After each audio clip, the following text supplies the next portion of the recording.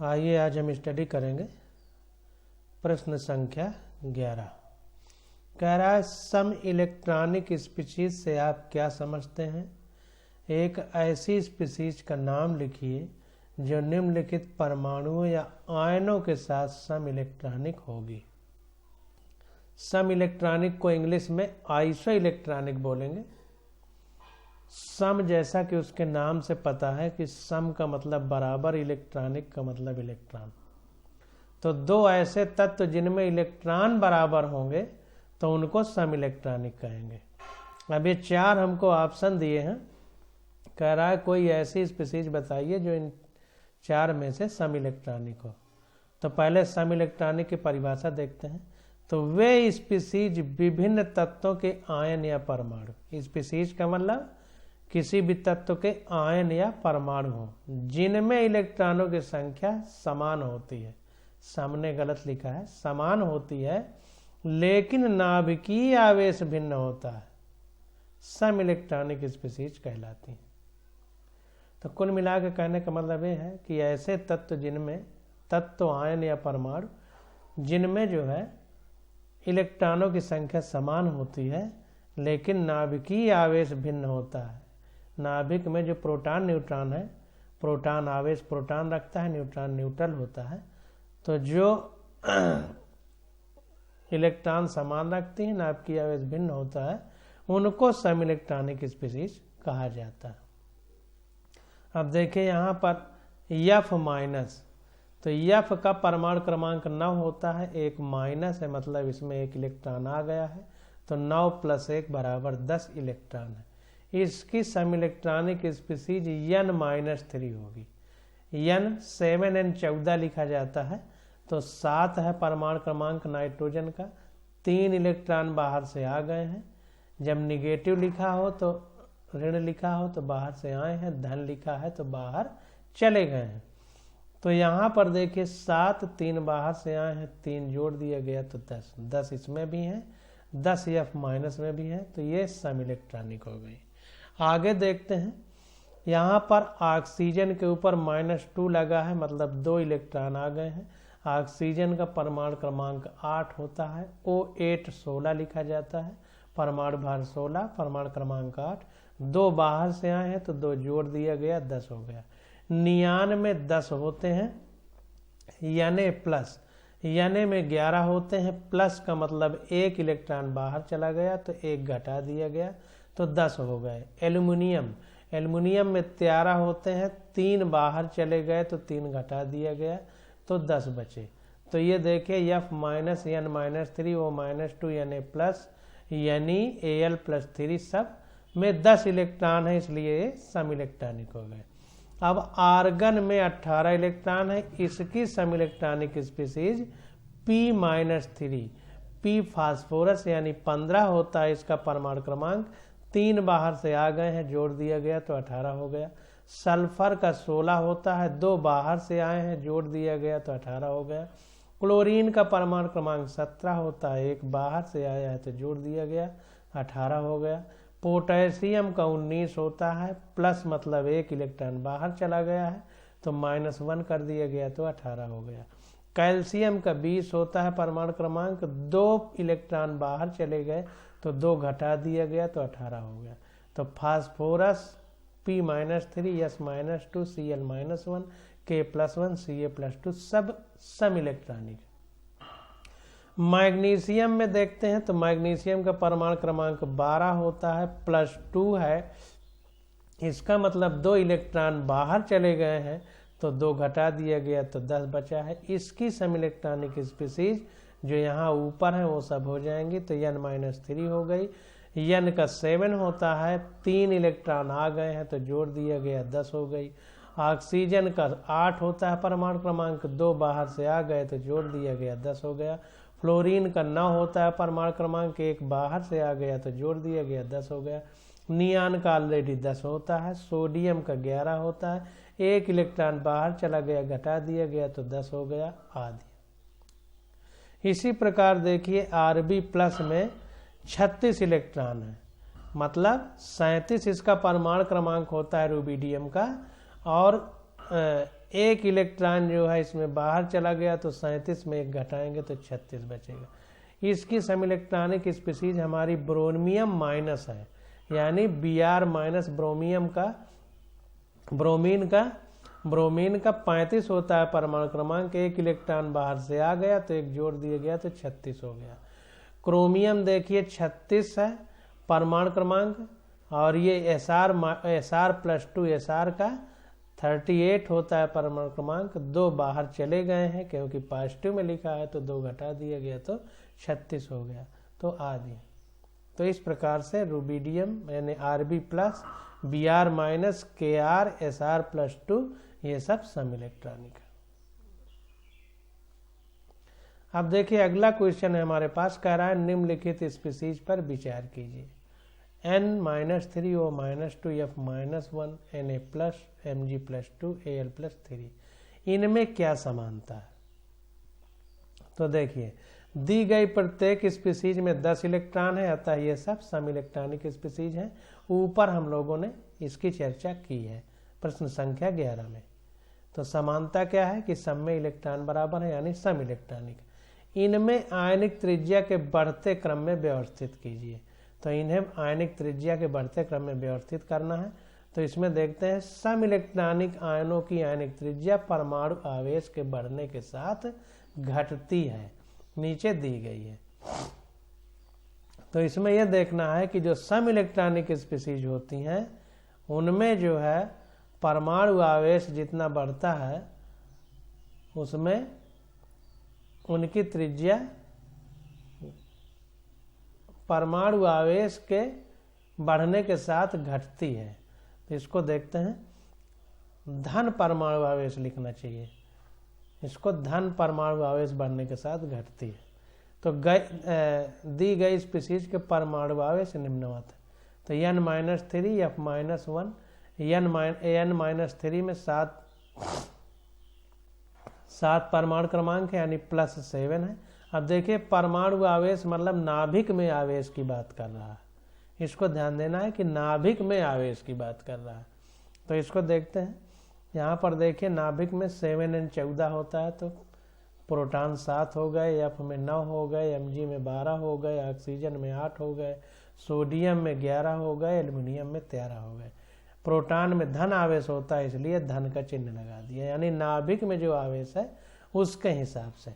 तो देखिए नाइट्रोजन में नाभिक में आवेश सबसे कम है, इसलिए उसकी त्रिज्या सबसे ज्यादा है, क्योंकि सम इलेक्ट्रॉनिक आयनों की आयनिक त्रिज्या परमाणु आवेश न कह के नाभिकीय आवेश कहना चाहिए, नाभिकीय आवेश के बढ़ने के साथ घटती है। परमाणु आवेश के बढ़ने के साथ घटती है। तो देखिए एल्युमिनियम का सबसे ज़्यादा है तो इसकी त्रिज्या सबसे कम है, उससे कम मैग्नीशियम का 12 है तो उससे ज़्यादा है, ऐसे क्रम से लिखा गया है। तो ये क्रम आप समझ लीजिए। चाहे इसको इस तरह भी कर सकते हैं कि अगर सम इलेक्ट्रॉनिक है तो जितना निगेटिव चार्ज ज़्यादा होगा उसकी त्रिज्या उतनी ज़्यादा होगी, इस तरह भी आप याद कर सकते हैं। क्योंकि ज़्यादा निगेटिव चार्ज का मतलब इलेक्ट्रॉन ज़्यादा है, इलेक्ट्रॉन ज़्यादा है तो नई कक्षा बनाएंगे, तो कक्षा बनाएंगे तो नाभिक से दूरी उनकी ज़्यादा होगी, तो इसलिए त्रिज्या ज़्यादा होगी। इस तरह भी आप लोग याद कर सकते हैं। तो यहाँ पर देखिए बिना कुछ ये सब याद किए, नाइट्रोजन में -3 है तो उसकी सबसे ज़्यादा है, इसमें -2 है तो उससे कम है, -1 है तो इससे भी कम है, इसमें 1 प्लस है तो इससे कम है, इसमें 2 प्लस है तो इससे कम है, इसमें 3 प्लस है तो सबसे कम है। इस तरह आपको ये सब परमाणु क्रमांक ना भी याद हो तो आप कर सकते हैं, नहीं तो तरीका ये जो लिखा है यही करिए। प्रश्न संख्या 13 देखते हैं। कह रहा है धनायन अपने जनक परमाणुओं से छोटे क्यों होते हैं और ऋणायनों की त्रिज्या उनके जनक परमाणुओं की त्रिज्या से अधिक क्यों होती है, व्याख्या कीजिए। तो अभी हमने जो ऊपर बताया वही चीज अब क्वेश्चन में पूछ लिया। तो देखते हैं, जनक परमाणुओं से एक या अधिक इलेक्ट्रॉनों के निकलने पर प्रभावी नाभिकीय आवेश बढ़ता है। कहने का मतलब ये है कि नाभिक में मान लीजिए 10 प्रोटॉन है और बाहर 10 इलेक्ट्रॉन है। अब एक इलेक्ट्रॉन निकल गया तो पहले 10 प्रोटॉन 10 इलेक्ट्रॉनों को खींचते थे, अब 10 प्रोटॉन 9 इलेक्ट्रॉनों को खींचेंगे, तो 9 को आसानी से खींच लेंगे तो वो पास आ जाते हैं नाभिक के, इसलिए त्रिज्या छोटी हो जाती है, इसलिए त्रिज्या छोटी हो जाती है। और जब बाहर से इलेक्ट्रॉन आ जाता है तो मान लीजिए 10 प्रोटॉन 10 इलेक्ट्रॉनों को खींच रहे थे, अब एक बाहर से आ गया तो इलेक्ट्रॉन हो गए 11, तो ज़्यादा इलेक्ट्रॉन हो गए तो 10 प्रोटॉन 11 इलेक्ट्रॉनों को खींचेंगे तो प्रभावी नाभिकीय आवेश अब 11 जगह बटेगा तो कम कम मिलेगा, इसलिए नाभिकीय त्रिज्या बढ़ जाती है। तो इलेक्ट्रॉन आने से बढ़ जाती है, इलेक्ट्रॉन निकल जाने से घट जाती है। तो वही कह रहा है कि जनक परमाणुओं से एक या अधिक इलेक्ट्रॉनों के निकलने पर प्रभावी नाभिकीय आवेश घटता है। प्रभावी नाभिकीय आवेश मतलब पहले 10 इलेक्ट्रॉन को 10 प्रोटॉन संभालता था, अब जो है 9 इलेक्ट्रॉनों को 10 प्रोटॉन संभालेगा, तो 9 इलेक्ट्रॉन कम हो गए तो उनको आसानी से खींच लेगा, तो त्रिज्या छोटी हो जाएगी। इस प्रकार बचे हुए इलेक्ट्रॉन अधिक नाभिकीय आकर्षण का अनुभव करते हैं, परिणाम स्वरूप त्रिज्या घटती है। इसी कारण धनायन की त्रिज्या उसके जनक परमाणु से छोटी होती है। दूसरी ओर उनके परमाणुओं में एक या अधिक इलेक्ट्रॉन बढ़ने पर प्रभावी नाभिकीय आवेश घटता है। अब ज्यादा इलेक्ट्रॉनों को खींचना पड़ेगा, यानी प्रभावी नाभिकीय आवेश ज्यादा जगह बट गया तो कम कम मिलेगा। इस प्रकार इलेक्ट्रॉन कम नाभिकीय आकर्षण या खिंचाव अनुभव करते हैं, परिणाम स्वरूप त्रिज्या बढ़ती है। इसी कारण से ऋणायनों की त्रिज्या उनके जनक परमाणुओं की त्रिज्या से अधिक होती है। अब प्रश्न संख्या 14 देखते हैं। कह रहा है आयनन एंथैल्पी और इलेक्ट्रॉन लब्ध एंथैल्पी यानी ionization enthalpy and electron gain enthalpy को परिभाषित करने में विलगित गैसीय परमाणु तथा आद्य अवस्था पदों की सार्थकता क्या है। विलगित गैसीय परमाणु मतलब सबसे अलग किए गए गैस के रूप में जो परमाणु है, तथा आद्य अवस्था मतलब उसकी इनिशियल स्टेज क्या है, पहले वो कैसा था। तो देखिए किसी परमाणु के नाभिक द्वारा उसमें उपस्थित इलेक्ट्रॉनों पर आरोपित बल काफी मात्रा में अणु में उपस्थित अन्य परमाणुओं तथा पड़ोसी परमाणुओं की उपस्थिति पर निर्भर करता है। तो अगर परमाणु विलगित नहीं है मतलब अकेला नहीं है, अलग नहीं है, तो जो और परमाणु है उनमें भी इलेक्ट्रॉनों का आरोपित बल बढ़ जाएगा, लेकिन जब अकेला होगा तो वो अकेला ही पूरे बल का अनुभव करेगा। चूंकि इस बल का परिमाण आयनन एंथैल्पी तथा इलेक्ट्रॉन लब्ध एंथैल्पी के मानों को निर्धारित करता है, अतः इन्हें विलगित परमाणुओं के लिए परिभाषित करना आवश्यक है। तो चूंकि ये जो बल है इसी से हमारा आयनाइजेशन एंथैल्पी और इलेक्ट्रॉन गेन एंथैल्पी निर्धारित होती है, इसलिए एक परमाणु को सबसे अलग रख करके ही हम उसको परिभाषित करें तो ज्यादा होगा।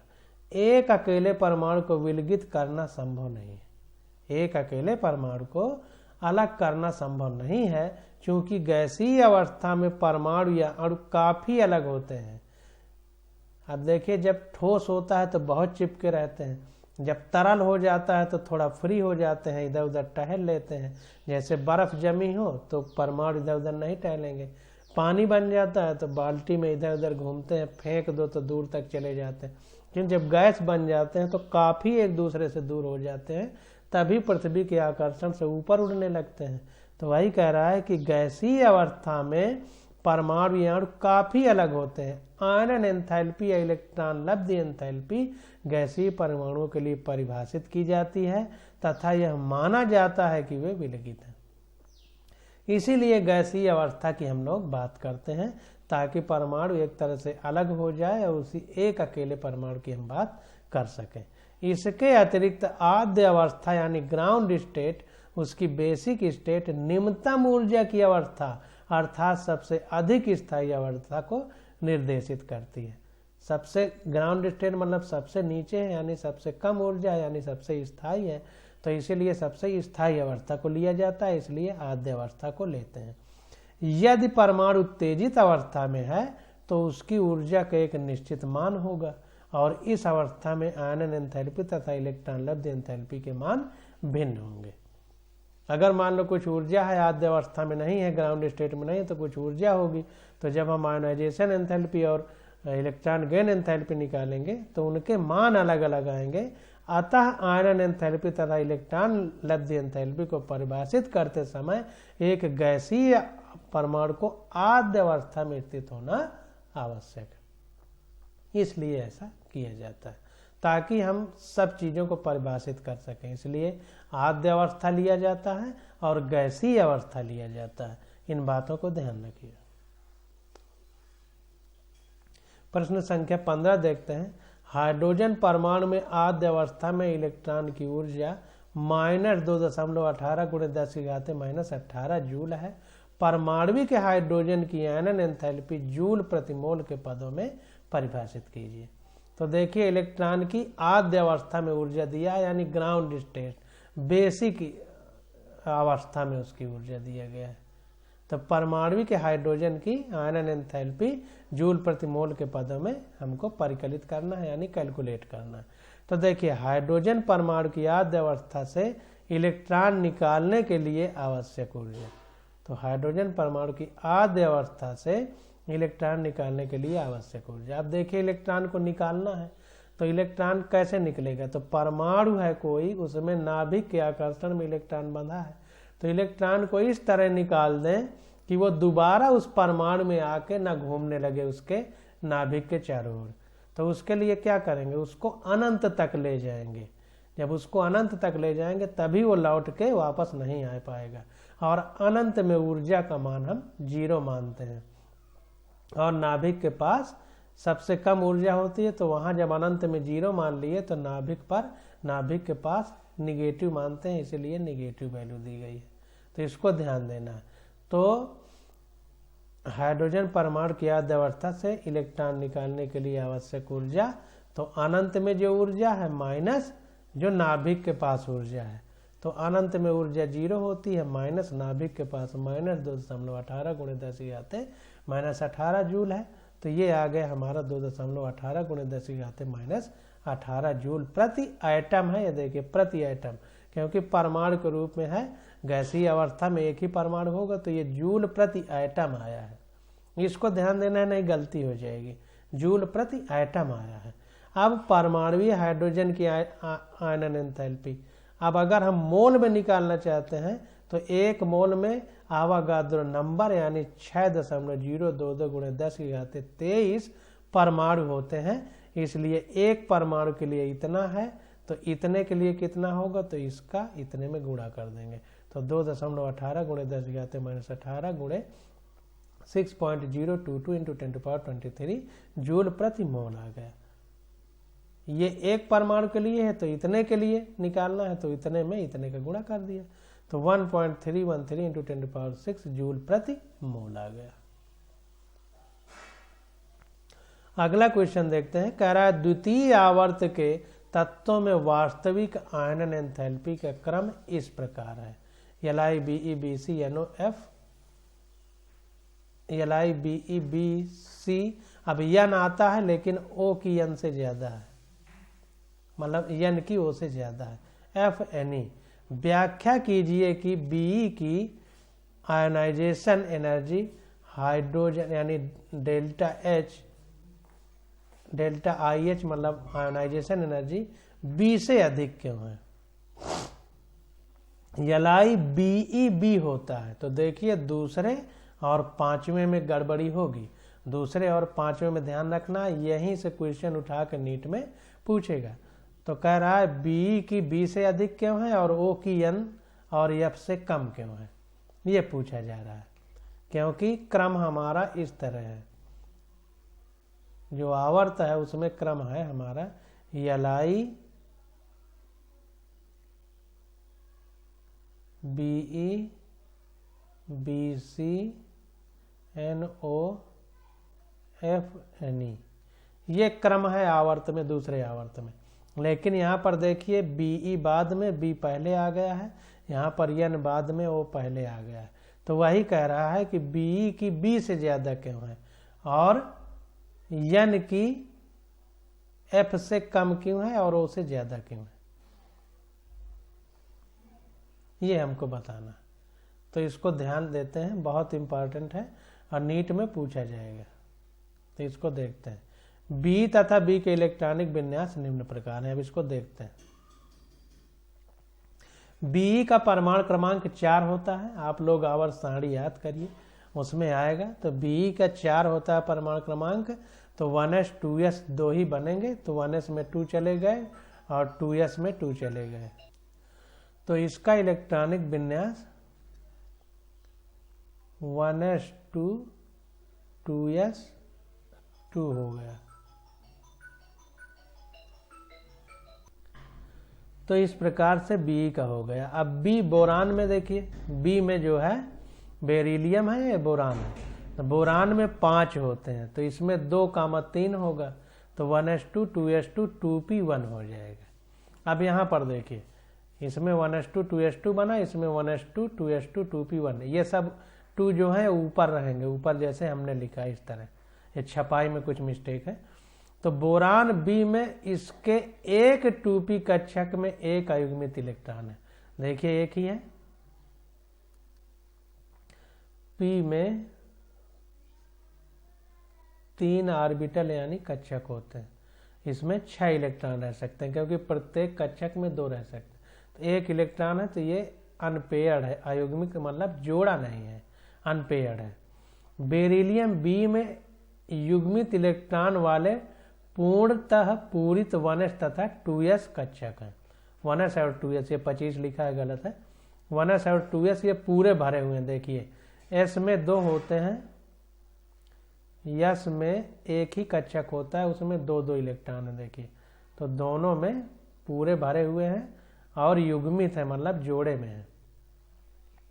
तो अब देखते हैं, जब हम एक ही मुख्य क्वांटम ऊर्जा स्तर पर विचार करते हैं तो 5 इलेक्ट्रॉन p इलेक्ट्रॉन की तुलना में नाभिक की ओर अधिक आकर्षित होता है। यस इलेक्ट्रॉन होना चाहिए, गलत लिखा है। तो यस इलेक्ट्रॉन p इलेक्ट्रॉन की तुलना में नाभिक की ओर अधिक आकर्षित होता है। क्यों? क्योंकि देखिए पास में है, 1s 2s 2p 2p वाला दूर हो गया, तो ये पास में है, इस तरह समझिए कि पास में है इसलिए ज्यादा आकर्षित होता है। क्योंकि मान लीजिए यहाँ पर नाभिक है, तो देखिए नाभिक से दूरी देखें तो ये पास में है, फिर ये सबसे दूर है। तो वही कह रहा है कि यस इलेक्ट्रॉन p इलेक्ट्रॉन की तुलना में नाभिक की ओर अधिक आकर्षित होता है। बेरिलियम में वाह्यतम इलेक्ट्रॉन जो अलग किया जाएगा वो बेरिलियम में वो s इलेक्ट्रॉन है, 5 लिखा है, यस इलेक्ट्रॉन है होगा, जबकि बोरान में वाह्यतम इलेक्ट्रॉन जो अलग किया जाएगा p इलेक्ट्रॉन होगा।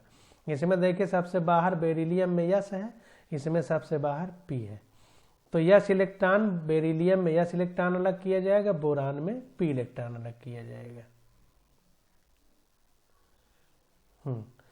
उल्लेखनीय है कि नाभिक की ओर 2 इलेक्ट्रॉन का भेदन का मतलब पेनिट्रेशन यानी पार करने की क्षमता, छेदने की क्षमता 2p इलेक्ट्रॉन की तुलना में अधिक होता है।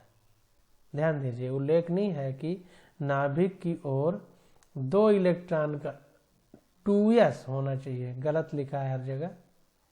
2s इलेक्ट्रॉन का भेदन 2p इलेक्ट्रॉन की तुलना में अधिक होता है।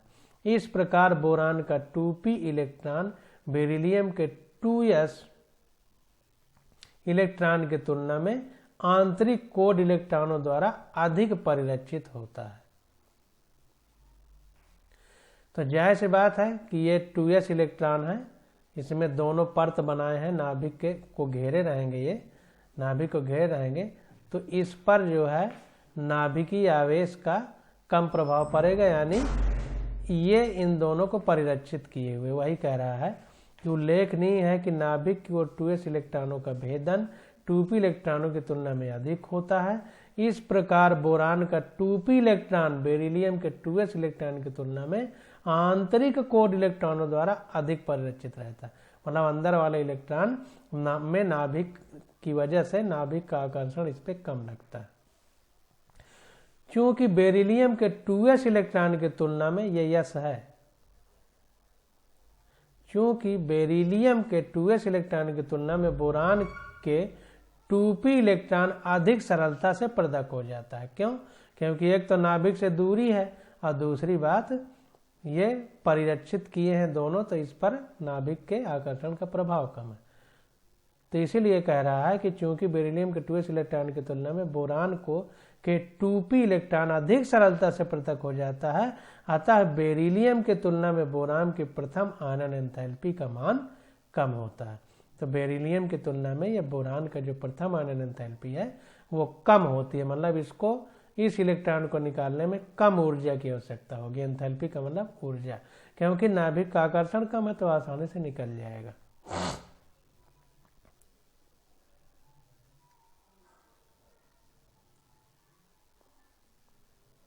अतः बेरिलियम की तुलना में बोरान के प्रथम आयनन एंथैल्पी का मान कम होगा।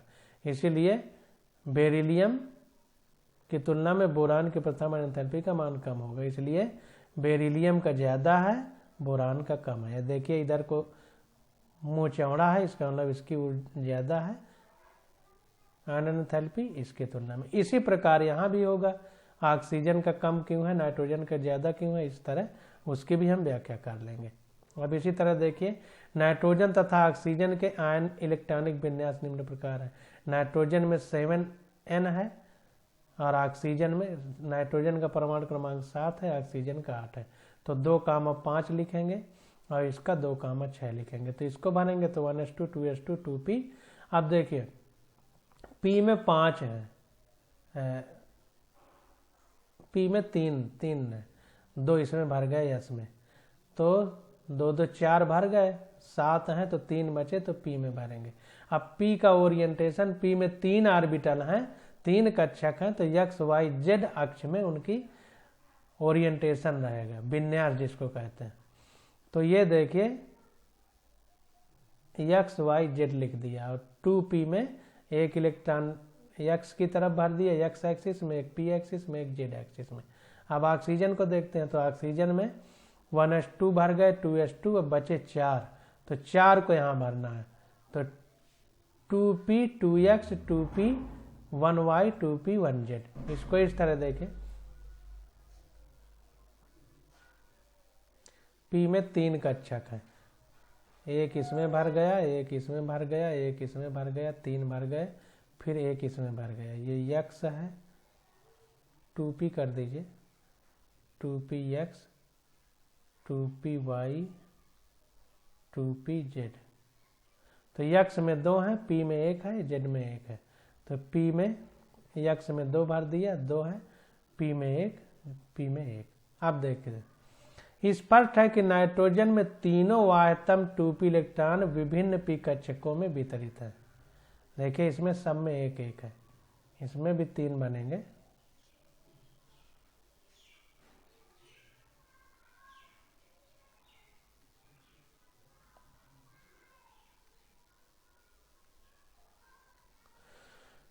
हाँ, तो देखिए आधे भरे हुए या पूरे भरे हुए कक्षक ज्यादा स्थायी होते हैं हुंड के नियम के हिसाब से। तो इसको देखते हैं। स्पष्ट है कि नाइट्रोजन में तीनों वाह्यतम 2p इलेक्ट्रॉन विभिन्न p कक्षकों में वितरित हैं हुंड के नियम से। हुंड का नियम क्या है कि पहले एक एक भरेंगे, फिर बाद में उनका जोड़ा बनेगा। तो इसीलिए देखिए हमने पहले 1 2 3 इलेक्ट्रॉन भर लिए, फिर इसमें उल्टा भरा है, विपरीत चक्रण का। जबकि ऑक्सीजन के चारों 2p इलेक्ट्रॉनों में से 2 2p इलेक्ट्रॉन एक ही 2b ऑर्बिटल में है। देखिए एक ही में है, फलतः इलेक्ट्रॉन प्रतिकर्षण बढ़ जाता है। इसलिए ये इलेक्ट्रॉन चूंकि ज्यादा पास में है और ऋण ऋण एक समान आवेश एक दूसरे को प्रतिकर्षित करते हैं, इसलिए इनमें प्रतिकर्षण हो जाता है। फलस्वरूप नाइट्रोजन के तीनों 2p इलेक्ट्रॉनों में से एक इलेक्ट्रॉन पृथक करने की तुलना में ऑक्सीजन के चारों 2p इलेक्ट्रॉनों में से चौथे इलेक्ट्रॉन को पृथक करना सरल हो जाता है। अब देखिए 1 2 3, फिर ये चौथा इलेक्ट्रॉन भरा गया। तो चूंकि प्रतिकर्षण इलेक्ट्रॉन के बीच, इसलिए इसको आसानी से अलग कर सकते हैं, क्योंकि प्रतिकर्षण के कारण ये इससे दूर वैसे भी जाएगा और खींच लेंगे थोड़ा सा तो आसानी से बाहर आ जाएगा। अतः क्षय की प्रथम, अतः ऑक्सीजन होना चाहिए। ऑक्सीजन की प्रथम आयनन एंथैल्पी डेल्टा IH का मान नाइट्रोजन से कम होता है। यही स्पष्टीकरण F के लिए भी दिया जा सकता है। तो अब आपको समझ में आ गया होगा कि क्यों ऐसा है।